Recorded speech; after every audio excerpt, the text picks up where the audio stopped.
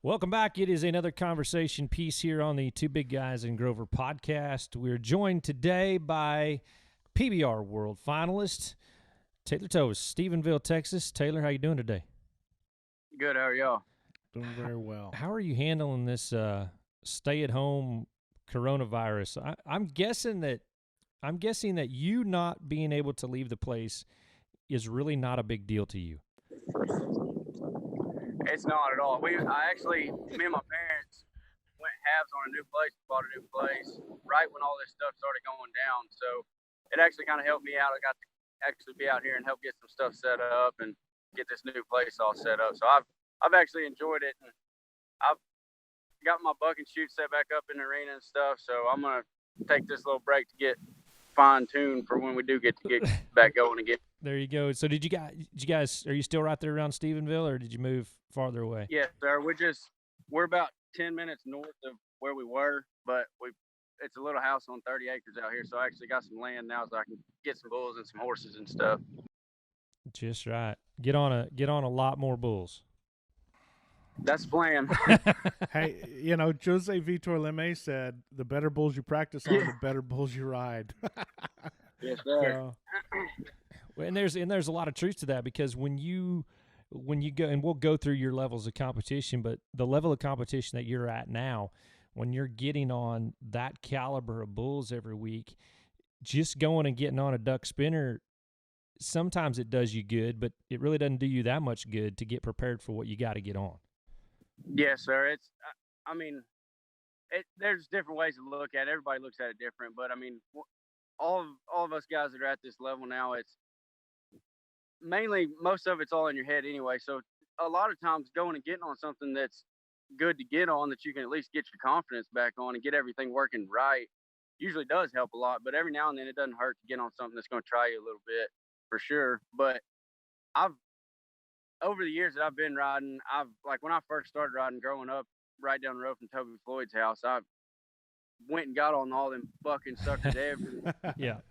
And it definitely took a toll on my body, but it got me where I needed to be, or where I felt like I needed to be at the time.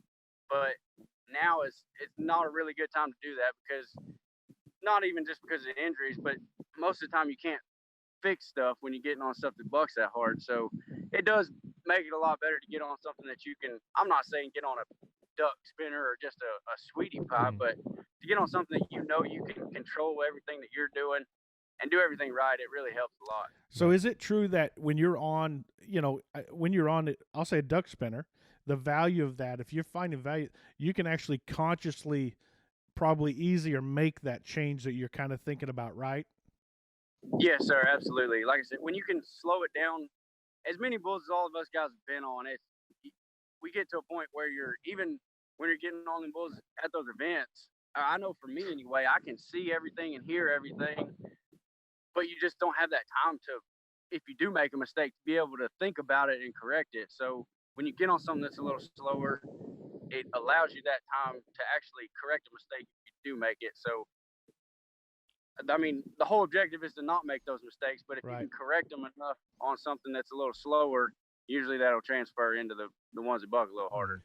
Are you a big drop barrel buckrite type guy? I mean, do you do a lot of groundwork? Yes, sir. I bought a buckrite in 2017 after that first year I went to finals. I love it. That's my main deal. Since I've over the last several years getting to go a bunch, I've made myself not get on quite as many practice bulls because I tore my body up doing it so much when I was younger. So once I got that buckrite, it's been a big key for me, and I try to get on it. I don't like to wear myself out on it, but I'll try to get on it anytime I walk by it, get on it a couple times a day or something, and then it's another one of those deals where you can slow everything down and do everything perfect, and hopefully the repetition of that transfers into getting on real bulls. So let's go back in the years a little bit. You grew up in Louisiana, is that right? Yes, sir. Okay. Was you in your? I guess, what was it like growing up? Your dad was a bull rider. Yes, sir. He rode bulls before I was born or anything. I think he quit right before him and Mom got married. But I know he went to some LRCA rodeos and tri-state stuff when he was younger. So did he kind of instill that in you, or was your dad kind of one of those guys that was like, I don't know if I really want you going down that road, or was he kind of, whatever you want to do, we'll support you?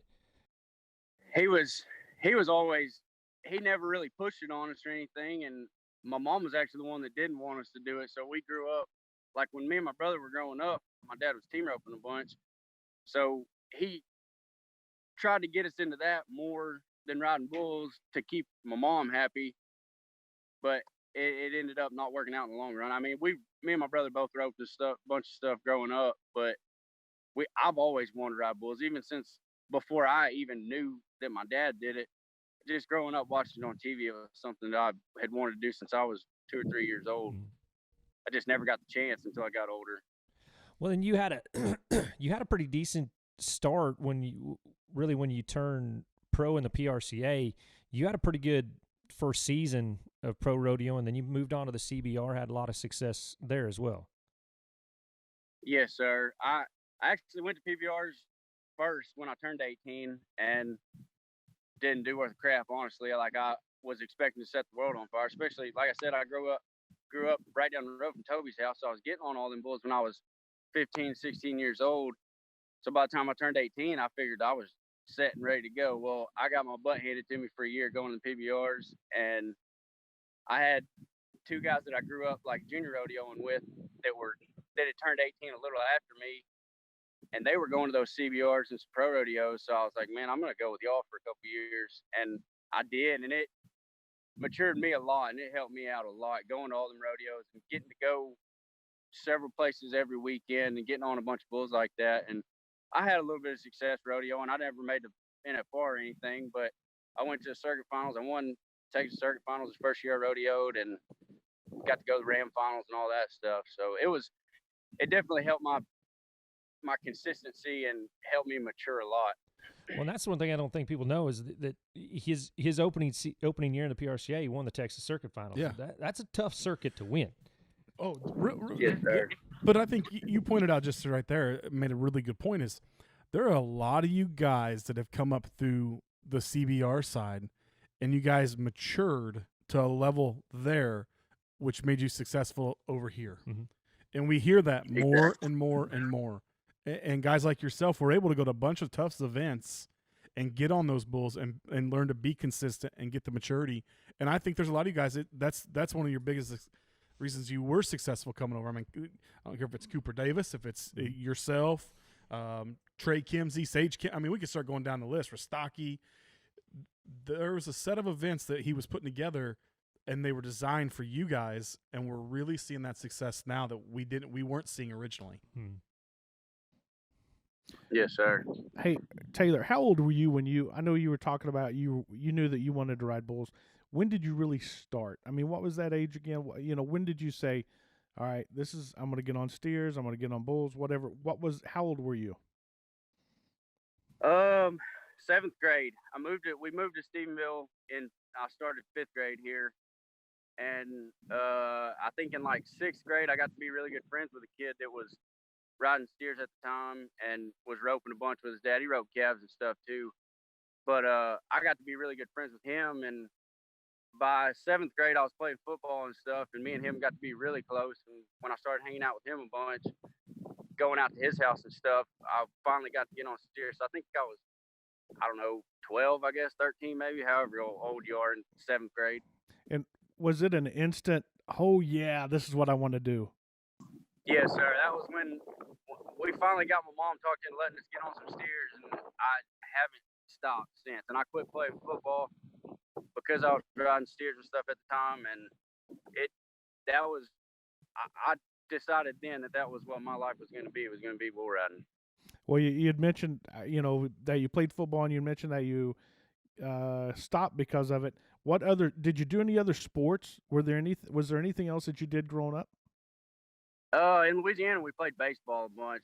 Okay. Louisiana's a big baseball state. So when I was little, over there, me and my brother both played a lot of baseball. We played a little bit when we moved over here, but it never really was anything that I was absolutely dedicated to. Like, I liked playing baseball. And then when I started playing football here, I really liked football even more than baseball. But once we started getting on steers, there was there wasn't no looking back. So when in the world did the snowboarding come into There you go. into your family? Because you guys, I mean, you guys literally pack up, go to the mountain, and it is it's a passion of yours now. Yes, sir. It's I think we started doing it. I think we've been going for 10 or 11 years now. We just decided one year that we were all going to go try it for like our kind of Christmas vacation deal, and we went up there and we all loved it. So we've been planning a trip with some of my buddies, and we've got more than just family going now, but we all like to go up there and do it every year now.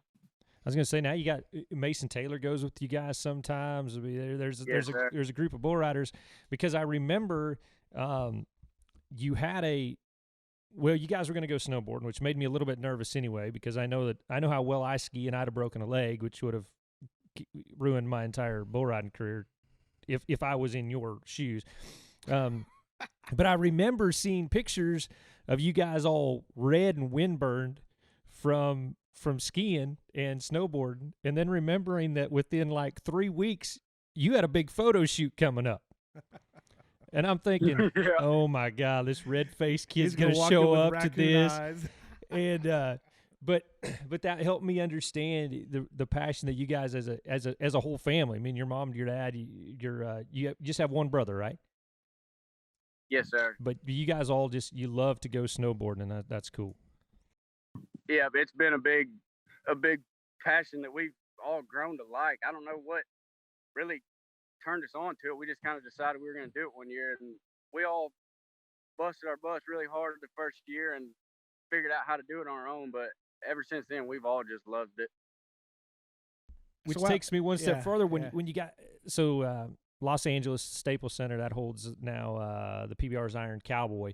When you guys went out to that event, it was you, Zeke, and was it Mason? I think so. Y'all three got to go surfing. Yes, sir. Was that your first time surfing? Yep, first time I've ever done that, and it was a blast too. I'm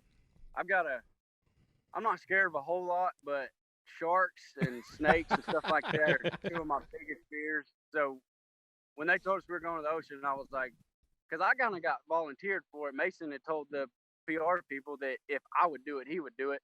Yeah, so they called me and told me that he was doing it, and I was like, well, I guess I'll do it. So they kind of they got you both, didn't they? We ended up doing it. We had a blast. It was fun. Like I said, it's probably not something I would do all the time because I don't want to push my luck with sharks, but it was fun. It was a blast. Dude, sharks don't like Cajun. That's funny. That's funny. So your dad was a cowboy. Your dad was a bull rider. How much, who were the people when you got the green light, when, dad's like, yep, we're going to do this. You made that decision. Who were the people that you kind of looked up to, that you sought advice from, coaching wise? I know you come out of a football, baseball background.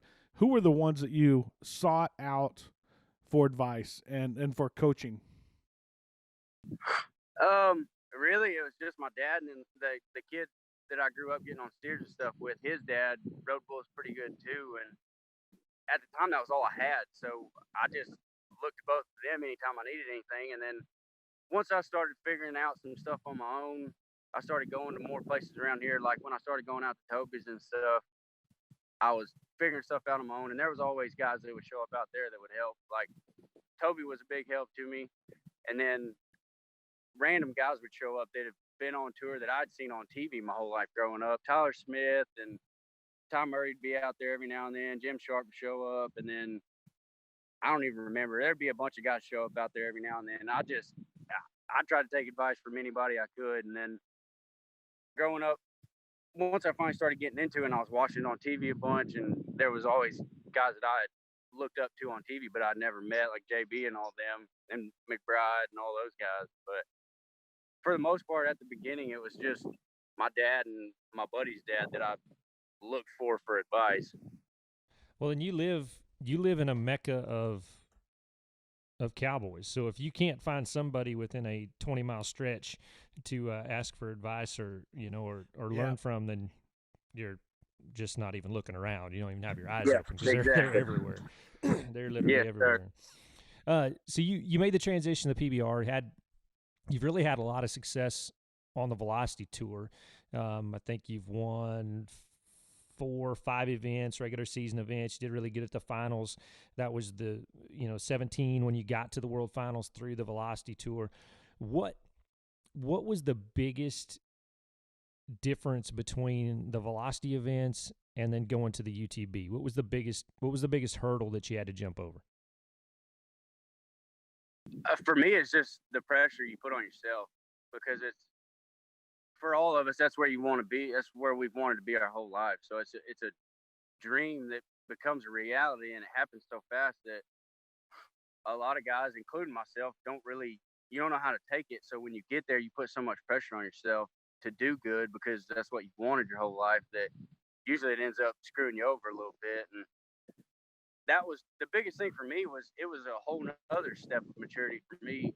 Like I said, like coming from rodeoing, I finally matured a little bit where I was consistent enough where I felt like I could go to PBRs and win. And then when you go from the Velocities to the UTBs, when you get on tour, we've all been doing this so long. We all know how to do it, and we're all good. You just got to figure out how to put it together and relax enough to where your body and what you know how to do just takes over. And keep your mind out of it. Well, I was going to say, I think I've watched you enough, too, that I don't mind saying that there's nights that I see what your draw is, and I think, and you'll watch your body language, and I'll be like, yeah, Taylor will ride that bull.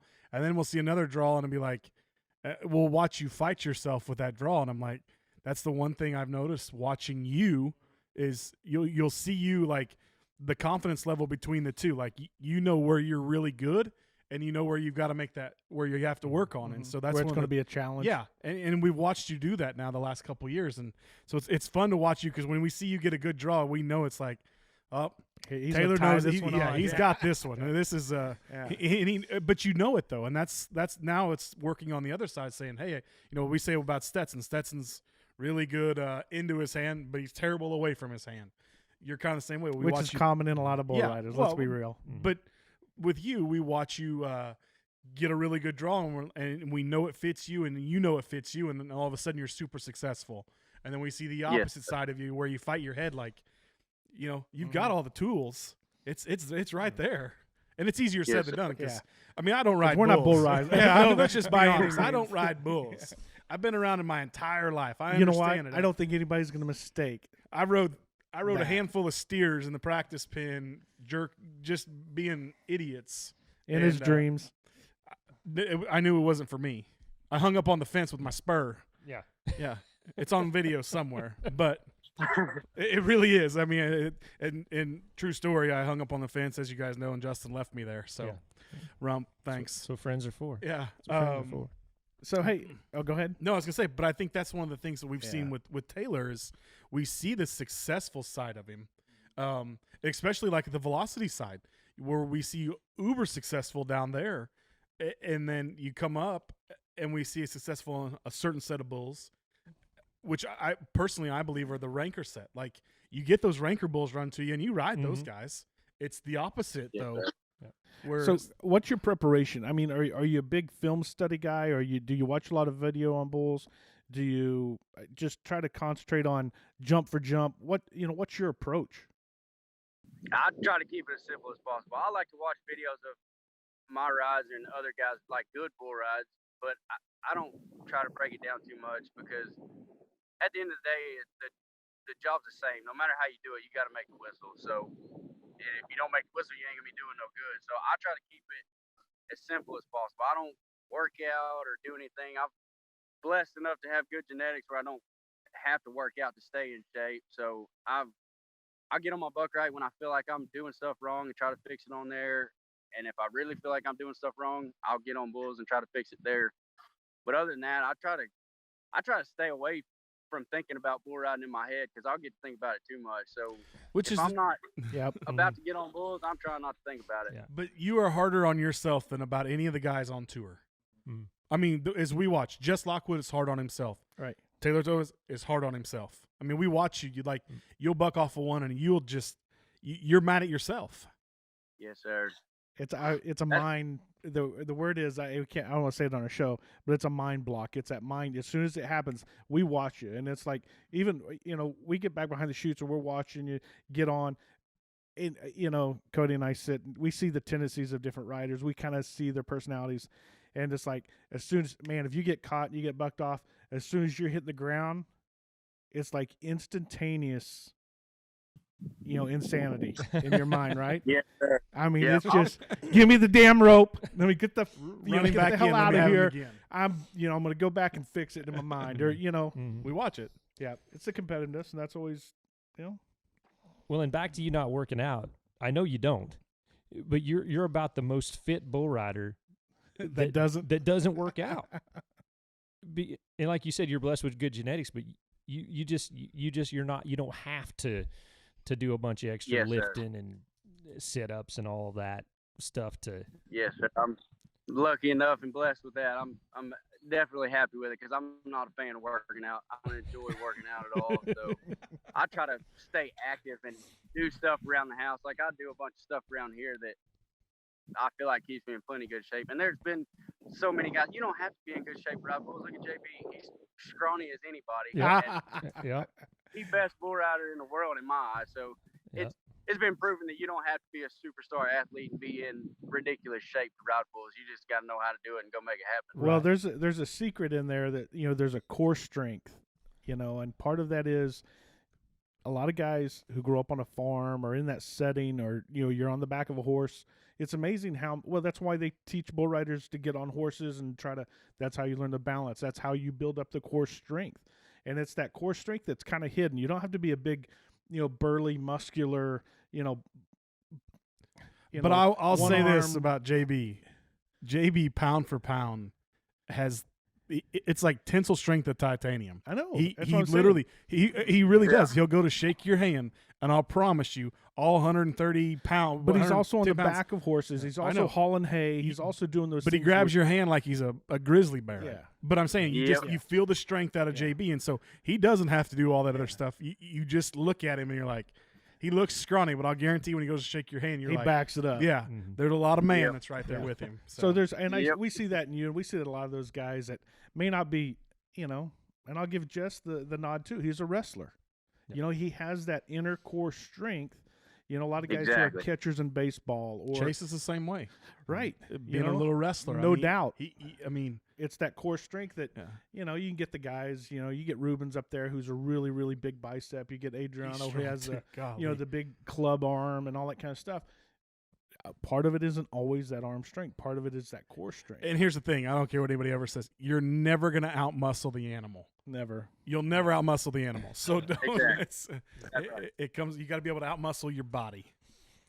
Yep. You just got to be able to control yourself in whatever situation you get in. Well, and we found out with you have a great style of riding a lot of times with your feet, like especially on those hard to ride, dirty rank, out of line suckers. You do a really good job of hustling your feet to stay there, to stay to that position. And we've seen a lot of those rides this year where it's just been you look at it and you go, oh man, that's a dirty rank sucker. It's out of line, and you do a lot of movement with your feet and your lower body to keep yourself into position.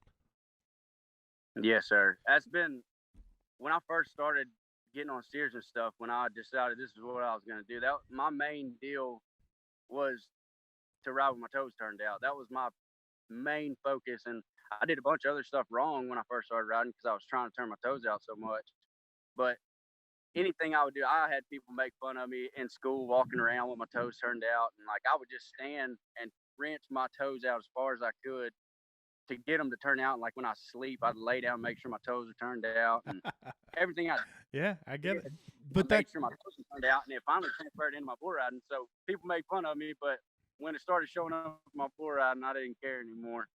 But that comes. You see guys like yourself. I mean, do you still team rope quite a bit? I mean, are you still horseback quite a bit? I don't. We just got out to this place. We've been on a little smaller place, so I haven't really had any animals. I had a bunch of bulls and stuff at the house several years ago, but we ended up getting rid of them. But now that we got back out here on this place, I'm gonna get some horses and stuff and start roping again, since we actually got enough land to keep stuff. Yeah, I mean, you see the guys. And what I was saying is the younger kids that learn to start that are roping. they learn to control their hips down different because their hands are free, so they can do whatever. And you see it in the guys when they're riding bulls. We're talking Trey Kimsey the same way. Mm-hmm. Trey has that ability from the waist down to control his entire body because he did grow up with ropes in his hands. And it just you feel the momentum and the movement underneath you. We were talking a little bit about pregame. What do you do beforehand and this and that? And I can vouch for Taylor. You wear pointy toe boots.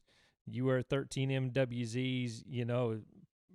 Pearl snap shirts. You're a cowboy looking dude. He doesn't talk to anybody either. And quiet as a mouse. Yep. And sits in the corner of the locker room with the loudest hard rock music that you can walk in there, and if you just listen long enough, you'll figure out where he's at. It's not because he's talking, right? You're hearing the music in the ear, but the music, because you got your little crew of guys. It's Keyshawn and Mason, sometimes Zeke. You guys are all back there just kind of listening to some music, just trying to get your minds right, zoning everybody else out.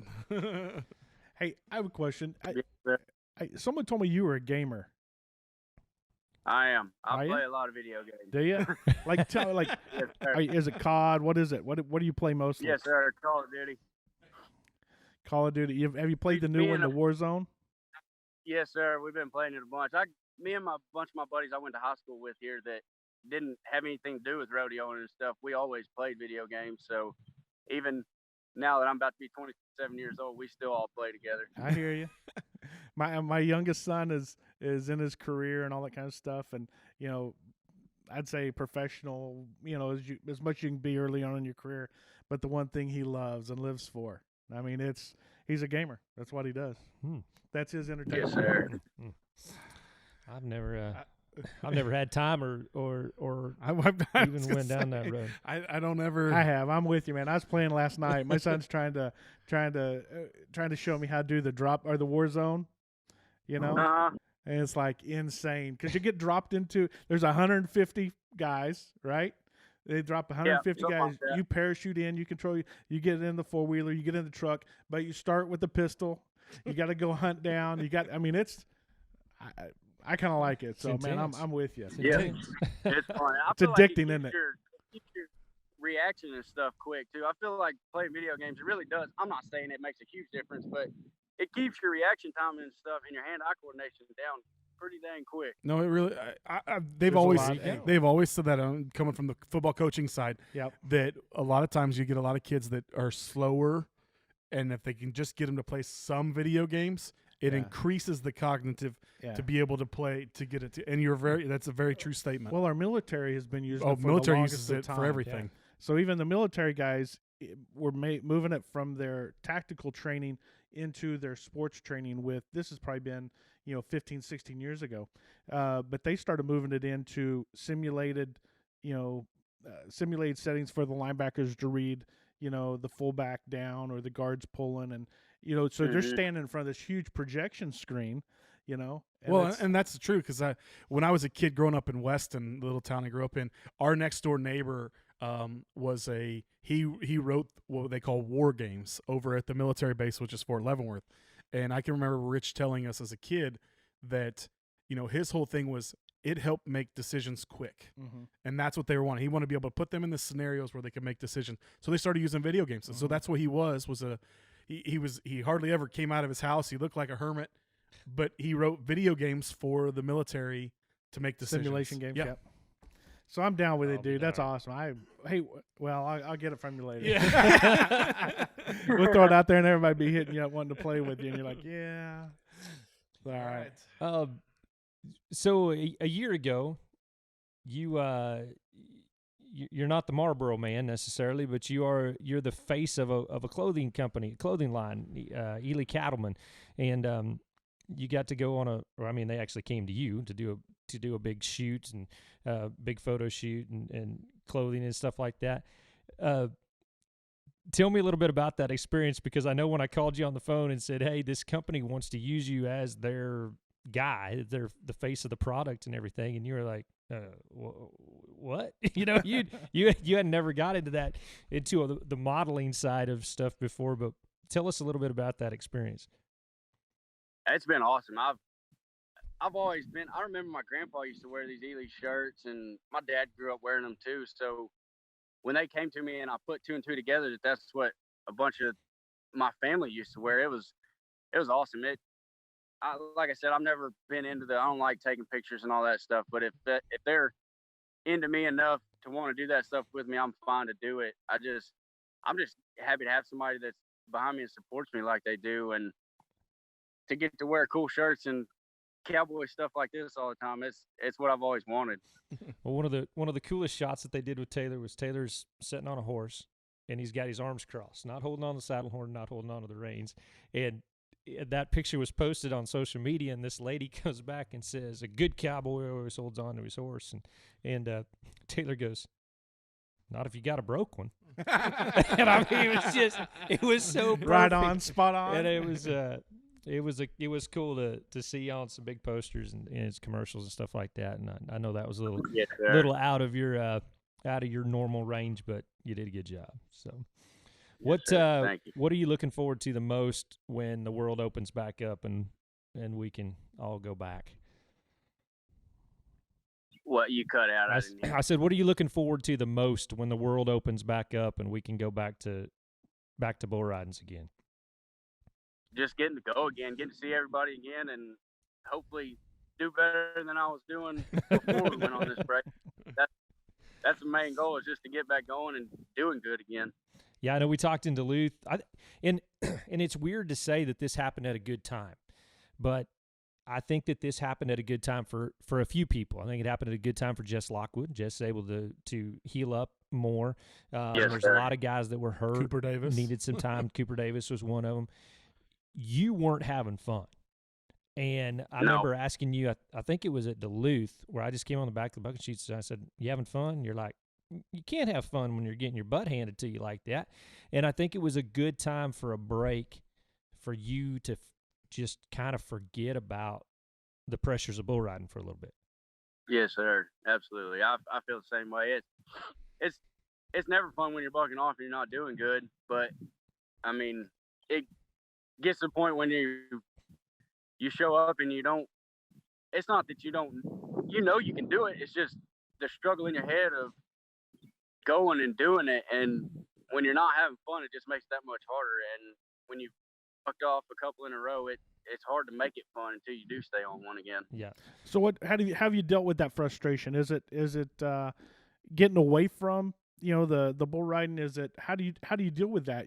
Like we know right now with the quarantine and all that kind of stuff, but without the quarantine, what is your mechanism for recentering and getting that back?